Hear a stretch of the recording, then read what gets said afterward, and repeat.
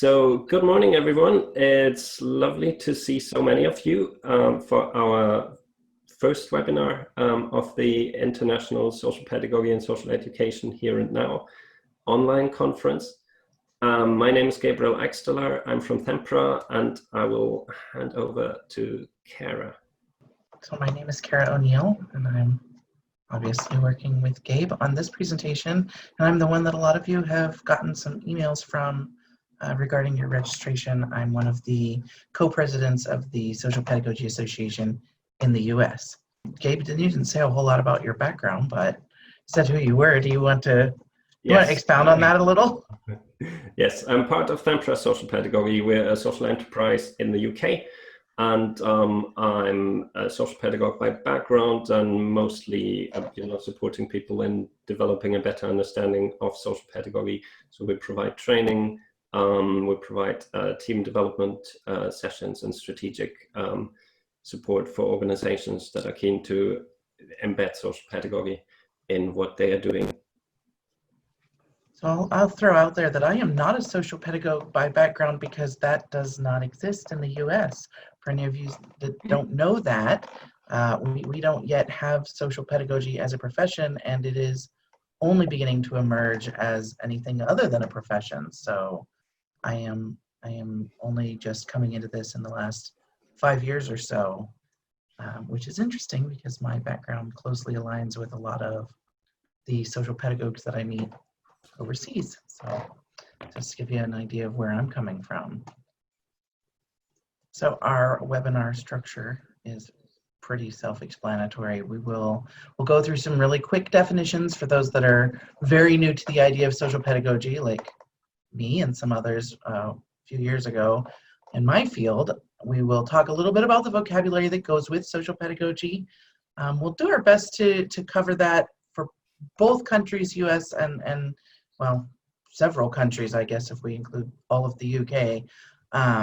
There are a little bit varied definitions, but overall, I think we can come to a consensus on what social pedagogy means. We'll look at the social pedagogy tree, which is a beautiful Tempra drawing that we're going to use to kind of show you a little bit of the commonalities in social pedagogy and a little of the differences in the practices. We'll talk about practice examples, where you're from, where we're from, see if we can kind of find common ground in that. And then we will talk about how all of that links into social justice issues, which of course is a very popular topic at the moment. So that's our kind of intended structure.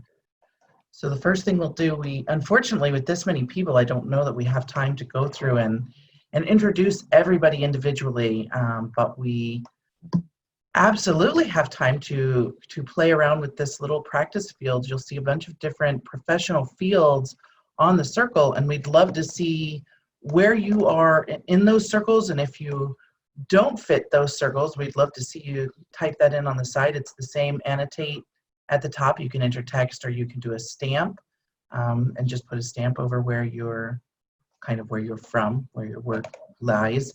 And you're welcome to speak a little on that. We can kind of go around if anybody really would like to say a few things, but I do think we need to watch our time just a little on this section. But we'd love to see where you're from, because we would like to be able to talk about examples of social pedagogy in your practice and in the fields that you're in, even if you feel like you're not a social pedagogue, or if you are in fact not a licensed social pedagogue in a country that does that kind of licensure.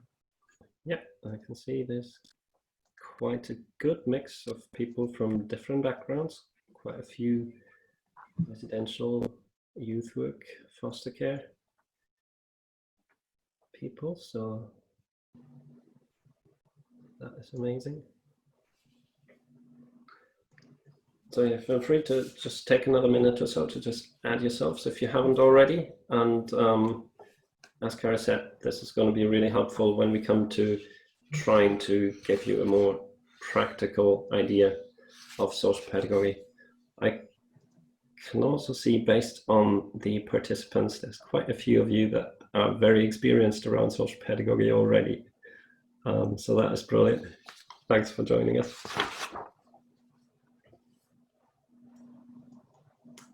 Okay, so I will just save your annotations as well, so that we've got a record of that, which we can refer to later on. And then I'll just clear all the drawings, and we will then go on to the next slide, if that's okay with people.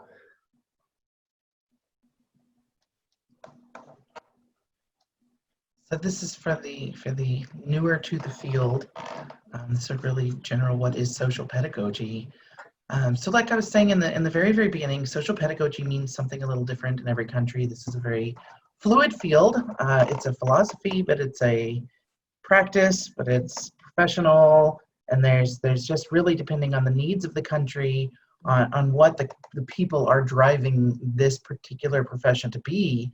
But there are some similarities that we hold, I think, that really transfer a lot of countries. So this is a really nice definition that's been put together to get us started, and we'll talk about some of that flow and change in different countries. And I don't want to read the slide to you. However, I will say, to me, the really important words that you should maybe kind of file away for later are the integrative and coherent perspective. When we start talking about what is social pedagogy globally, we get into that integrative component, I think, pretty strongly. And that's how we're going to end up professionalizing this on a more global scale, which we'll talk about why that's important when we get into the promoting social justice and addressing social inequality. So this is the stepping stone, I believe, to some of that. So this time I'm going to read the slide also. The term pedagogue derives from the Greek. It refers not to the teacher, but to the watchful guardian whose responsibility it was to lead the young boy to school, agogos, to lead, and paides, the school, or the young boy, excuse me. The adult then had the task of accompanying the child, being with the child, and of caring for the child. This is the kind of leading that often walks behind the one who is led. And by the names on here and by all of the careers and fields that were put up on the board, I think we all have some version of this in our work. But how often have we walked behind a 3-year-old? You don't particularly always want to direct the child immediately.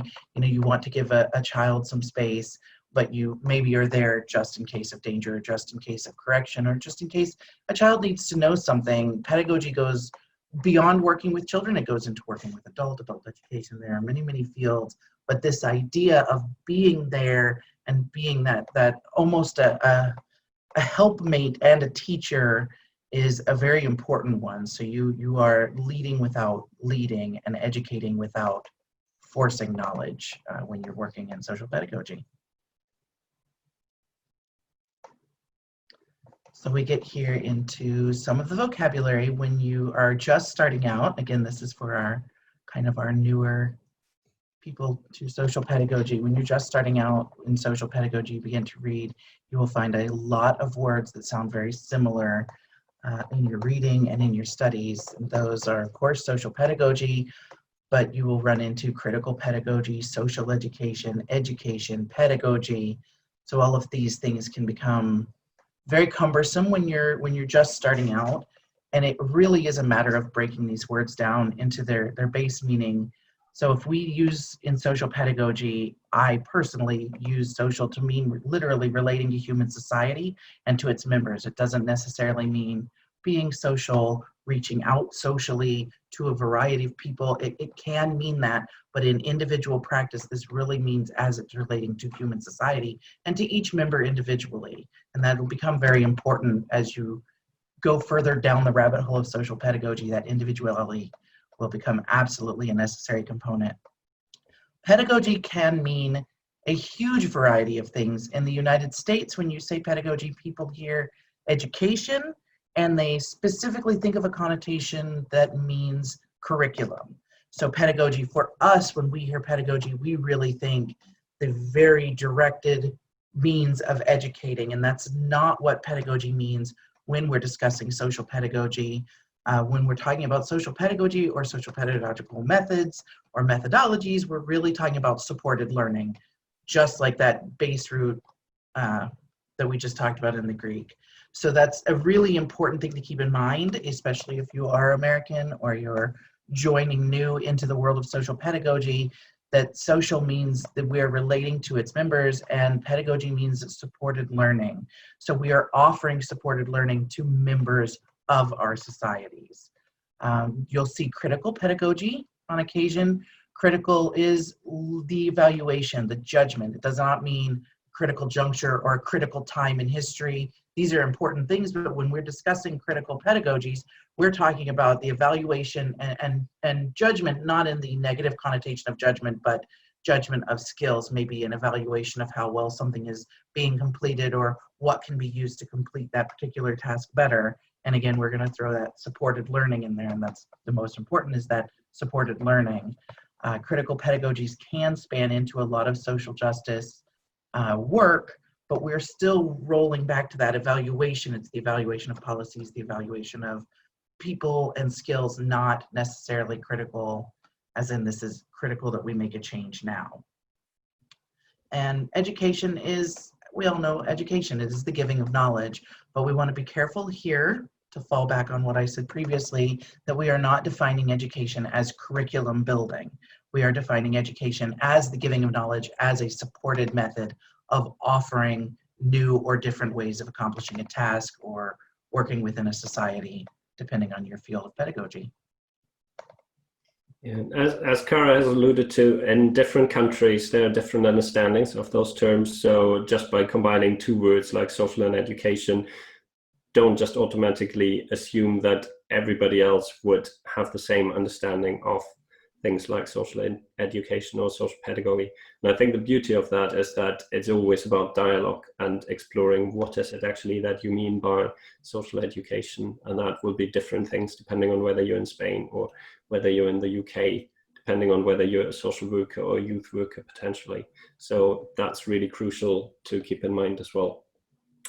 We're going to come back to this slide again around the practice fields, just to make that point that social pedagogy is used in different practice fields in different countries slightly differently. Sometimes it is used as a perspective, as a way of informing teaching or social work or youth work, and sometimes there is a distinct profession of social pedagogues with distinct education connected to it.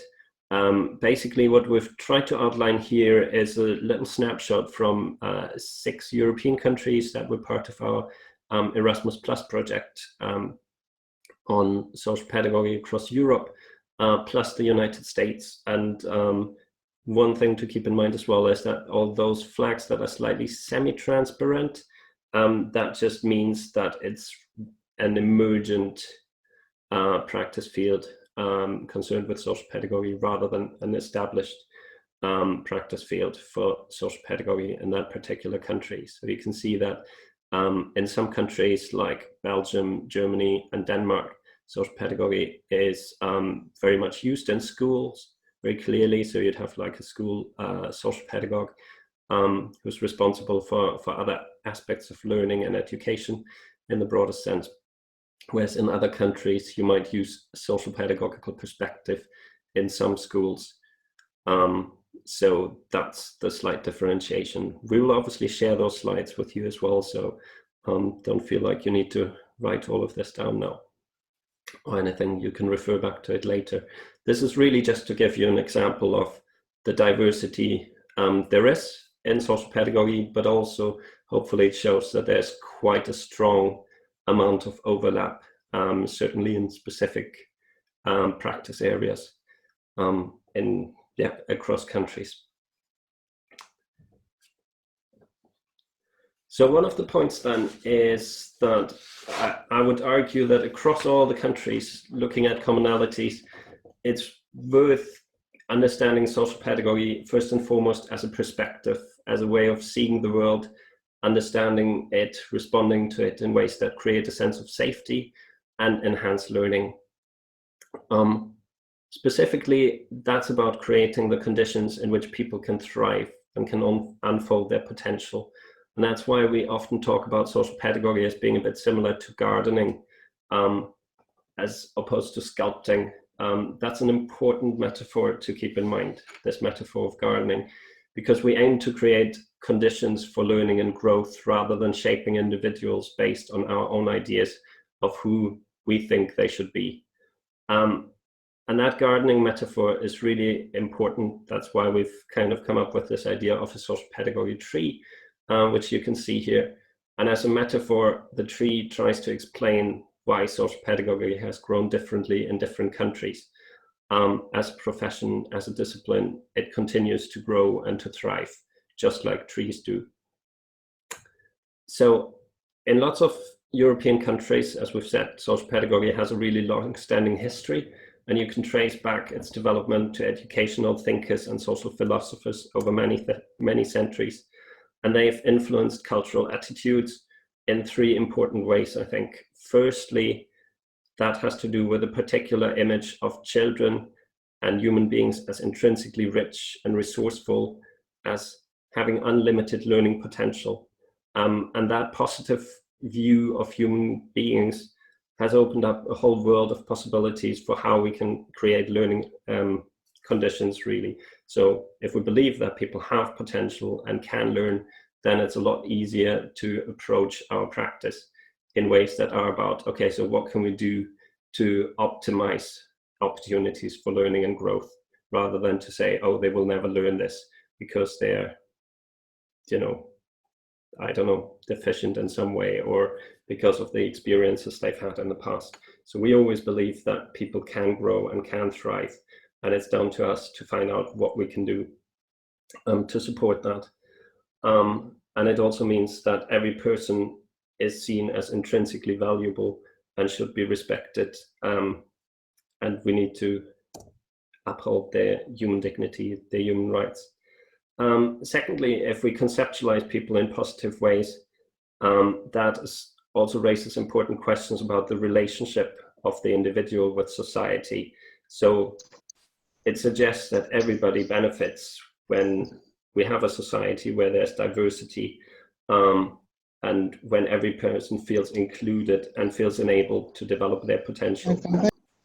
And thirdly, I think the development of social pedagogy also reflects how different societies have tried to address social inequality through educational means.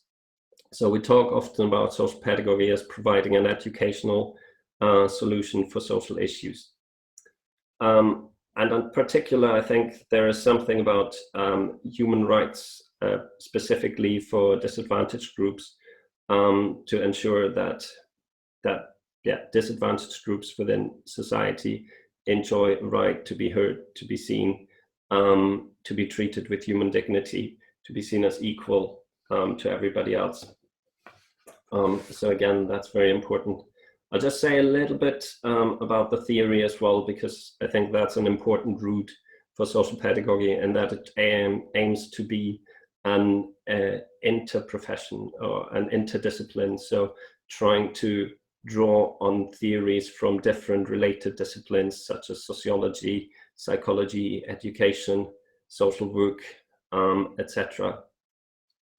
So that we can really understand the world holistically, that we can understand both what's going on for the individual themselves, but also see them within their social and environmental context, if that makes sense.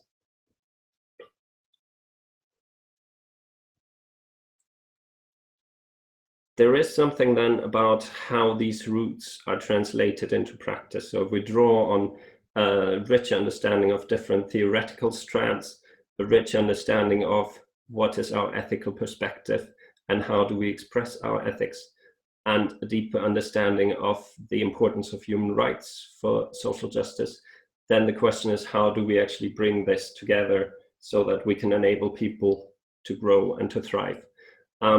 And a key term here that we'd like to introduce you to is Haltung. That's a German term. It roughly translates as authenticity, or as the congruence between what we believe and what we bring into action with people. So Haltung is very much about living and practicing based on our deeper beliefs, on our deepest values, and how we can make sure that that informs what we do, how we engage with people. And in that sense, it's an important term, and within social pedagogy, we talk a lot about the importance of reflecting on what is our haltung, how do we authentically build relationships, how do we express our values, and to what extent, do we sometimes have to compromise our values, and what happens then, etc. Haltung basically does enable us in that sense to be authentic, to build relationships that are authentic, that are between real human beings, not just a professional client relationship, but where we really want to encounter the other person as a person ourselves, where we want to be genuine with them. And they're crucial for the core aims of social pedagogy in terms of facilitating well-being and happiness, and facilitating holistic learning. So without relationships, we don't have enough insights about people to really understand where they're at, what kind of support they need, and what we can do to be meaningfully supportive, what their life looks like, and so on. So that's why relationships are really critical to our support. And I think there's also something to say about relationships in that we don't want these to be relationships where people continue to be dependent on us as the professionals, but we want to make sure that they are relationships where we're there for them when they need us, but also where we enable them to build positive relationships and strengthen relationships within their community, within their families, within their circle of friends, and so on, so that people really have a rich range of relationships that guide them through life, that they can rely on. So in that sense, it's not just about promoting independence, but it's about promoting interdependence between people as well. So we don't just see the individual tree, but we see the entire ecosystem, that one tree is part of the wider forest, for instance.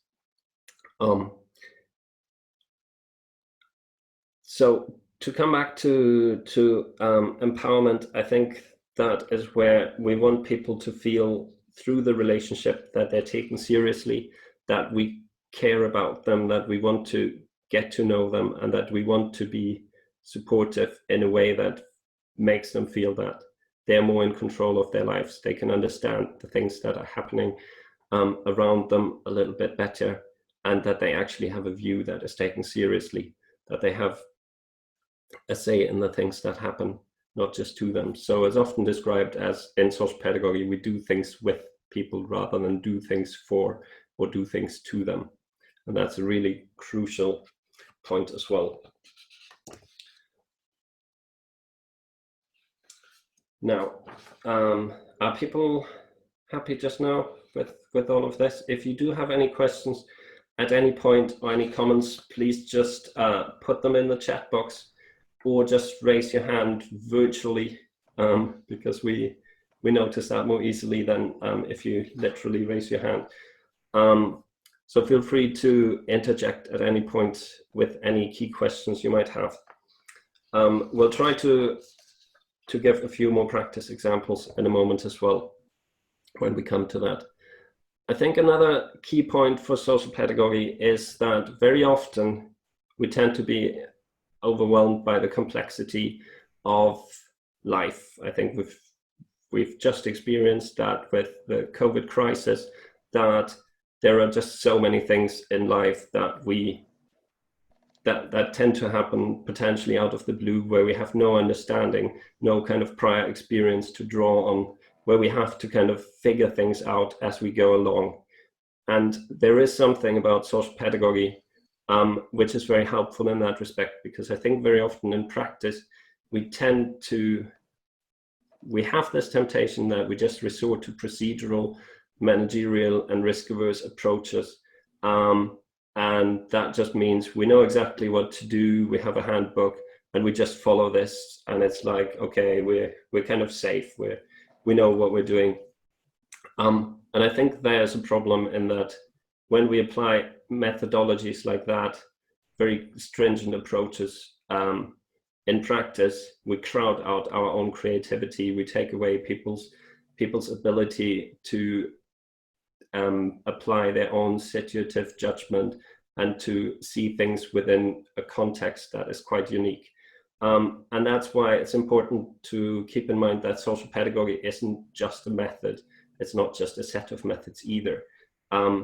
It is very much that bit about we need to have that perspective on what can we do in practice to better understand what's happening to people, and what can we do to respond to the complexity and within that complexity. So there's something about uncertainty where we don't want to be afraid. We want to kind of recognize it and look for possibilities, look for opportunities, so that we can create better conditions where people feel a bit more able to manage what is happening to them. I think there is a need generally to change the conversation, and this has been brilliantly articulated by Hilary Cottam, who is very well known here in the UK, and wrote a brilliant book called Radical Help in 2018. And she argues that within the social welfare state, we need a real paradigm change.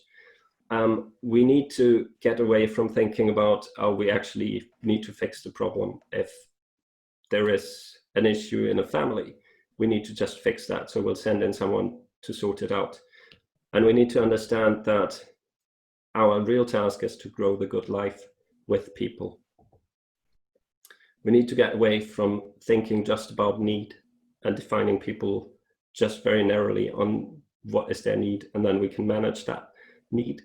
There's a beautiful example that I've just come across from Lancashire County Council, where apparently a boy was saying to his social worker during lockdown that she was having these walks with the boy, and he was saying that, oh, he gets to have these walks because he's on the valuable list rather than the vulnerable list.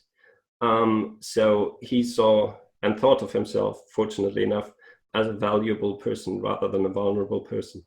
And they have now they've now kind of said, we want to make sure that we use that kind of language across the entire county council, so that we think of people that are perhaps particularly vulnerable to some things.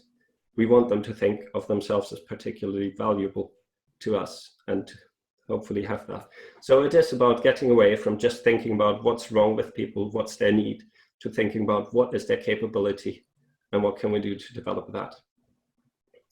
We want to get away from this sort of transactional culture where it's just an exchange of services. And we want to make sure that above all, we deal with relationships.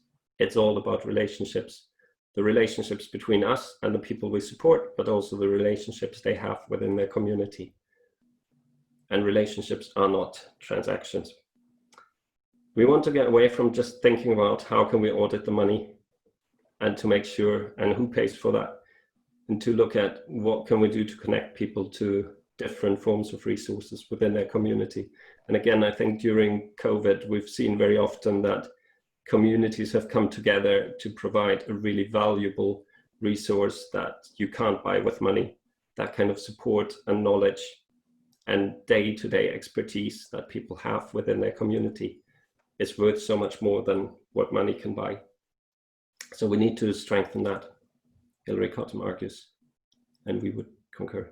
We need to get away from thinking about just how can we contain risk, and to think about how we can create possibility.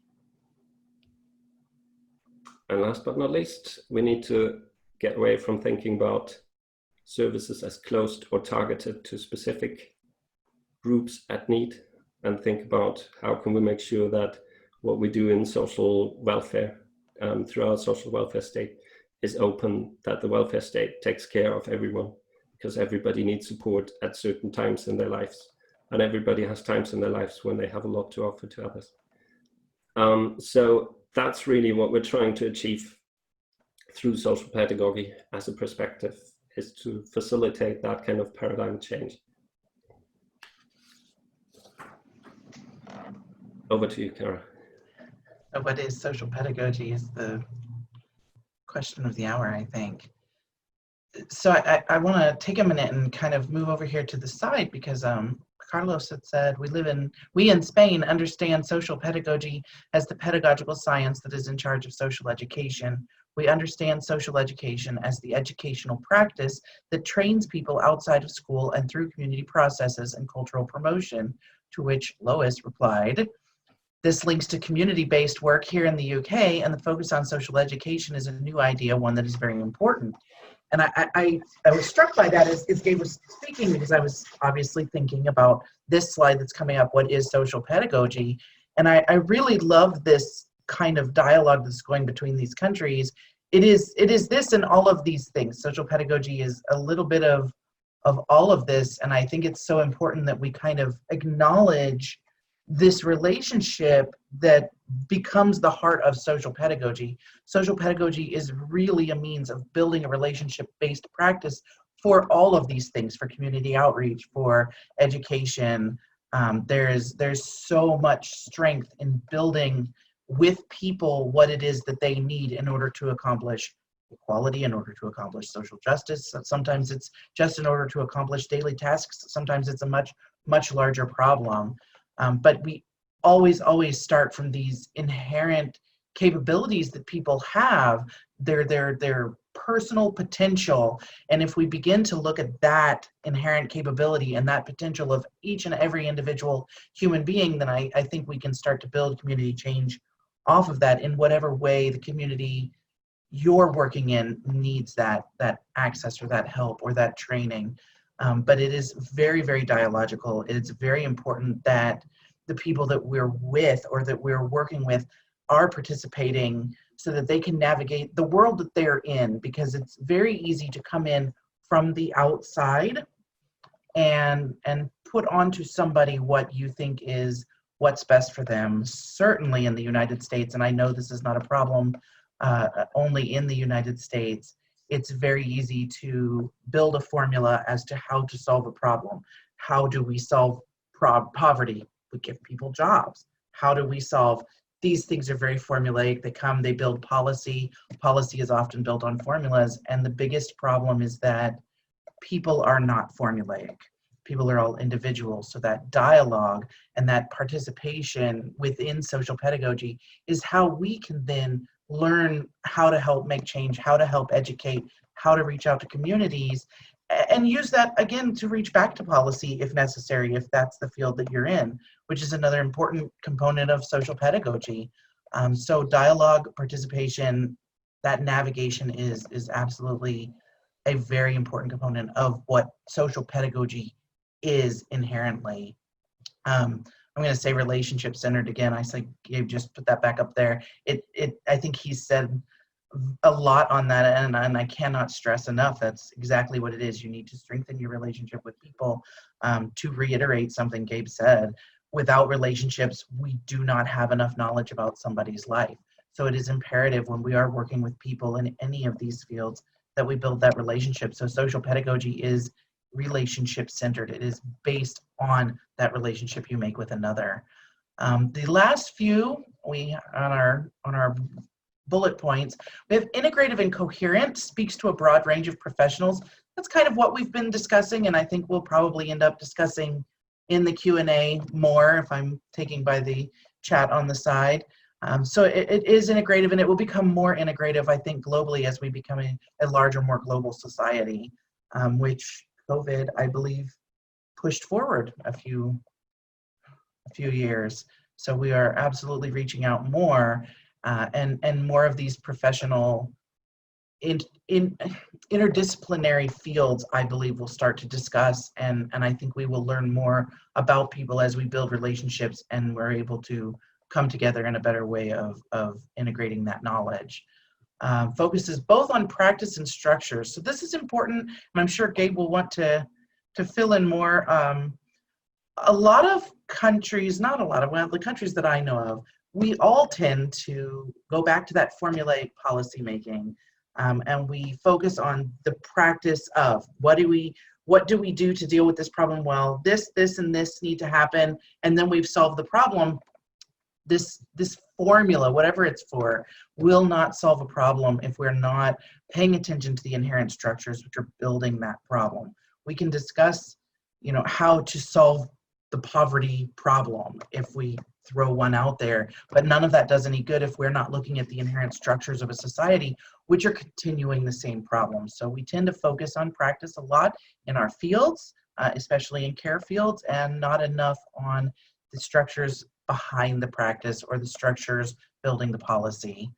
So in social pedagogy, we need to be very careful that we are paying attention to both, because without changing the structure, those formulaic practices will just continue to revolve and not maybe make as much of an impact as we would like. And how we find the structures sometimes goes back to the relationship-centered dialogue. So once we begin to listen to people, listen to their experiences, listen to what's happened in their lives, we can begin to assess the structures that are building their experiences and their situations. And that's a really important component of social change. Yeah. And then the last is attuned to social justice issues, which we're going to talk about a little more on the next slide. Matters of marginalization builds kind of back into those structures and how structurally we may be causing or seeing problems which practice can only begin to scratch the surface until we discuss that structure. That all kind of gets into social justice and marginalization and social exclusion. There's a variety of human rights that fall under this kind of umbrella of matters of marginalization. So we all kind of roll back to focusing on not just the practice of working with people, but the structures that have sort of put these experiences in place for people. So what is social pedagogy is kind of all of this becoming your practice. So that's more what builds your Haltung, is once you've kind of explored structures and began to look at relationships and you get into dialogue, this begins to affect how you're viewing a situation, maybe a person or an entire marginalized people. And once you begin to build that understanding and put your core values into that understanding, you're beginning to build your social pedagogy Haltung, what your beliefs are, what your core ethical values are, what your core meaning is, in combination with your practice, and how you will reach out to change structures which are maybe propagating this marginalization or lack of inclusion, depending on your field. Yeah, and again, we have a very current example, of course, with the Black Lives Matters campaign and all of that, I think, which is really kind of revealing just how deep issues around racism and social exclusion and marginalization actually reach. So just to do a little project with a group of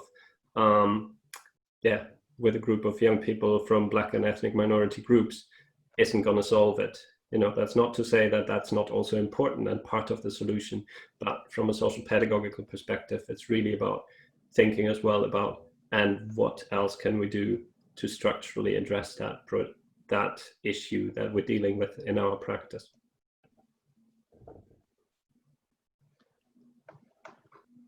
Yeah, exactly that. So this kind of brings us into, we'd like to explore this a little maybe in discussion. We actually have built an entire other seminar on Thursday that we'll explore some of these as well. So there's just things to think about as we're in our societies. A lot of contemporary societies end up faced with these really complex issues, and all of these issues kind of seem to fall into social justice. So we begin to ask ourselves what current trends, like Gabriel was saying, right now is really Black Lives Matter is a very poignant topic that we're finally beginning to discuss globally. So that's, what current trends, that would be a trend. Hopefully it maintains as a movement, but right now it is a trend that we can see that have an impact on social justice. So we need to be aware of that as social pedagogues. We need to really be watching carefully, the flow of these social trends and social movements. And then we need to ask ourselves, what implications do these issues have for the people that we support? Who are we working with? What are we doing with these people? Are we listening to the people we're supporting? And then how can we find an educational response to these issues, these situations and experiences that people are having? And it's not always just education. Sometimes the educational response is not us educating them, but them educating us. So an educational response does not always mean how do we teach them how to be in society. It may be how can the people we're supporting teach us how to make a better society. So I think that's an important kind of note that we want to take.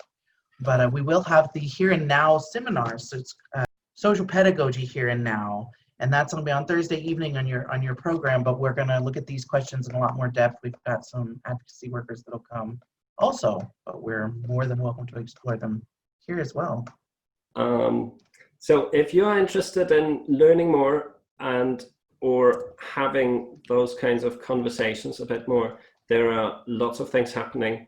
The great thing is that loads of things are happening online at the moment. So no matter whether you are in Nigeria or Finland or anywhere else in the world, yeah, there's this opportunity to connect, which isn't always given.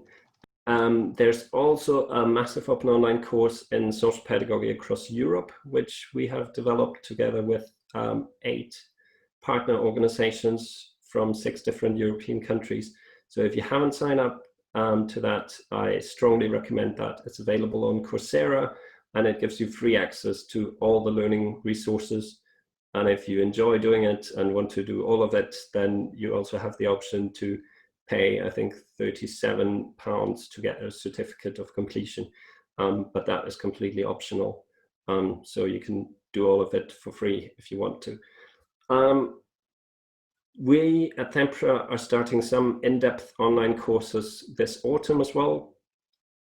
So we'll send further details around about that. So if you really want to get fully immersed in social pedagogy, there'll be a number of different options for you there. There's also a master's in social pedagogy leadership, which we are offering together. It's led by the University of Central Lancashire. And it is now changing to delivery online. There are taste sessions next week and in July, which Lois is going to run together with my colleague Charlotte. And Lois, I'm sure that in the meantime, you've probably already mentioned your email address to people where they can get in touch. If not, I'm sure you're on it. There's also Arizona State University, if you happen to be in that part of the world, does a brilliant MA in social and cultural pedagogy that is well worth doing. I'm sure that Kara could talk to you for hours about why that is a fantastic degree. So feel free to continue that conversation in the Zoom coffee room. Yeah, brilliant. And so we'll finish on this note, and thank you very much, all of you, for joining us. I hope you have enjoyed and found this quite helpful, and I very much look forward to seeing you again soon, hopefully over the next couple of days or at any other opportunity over the next few months.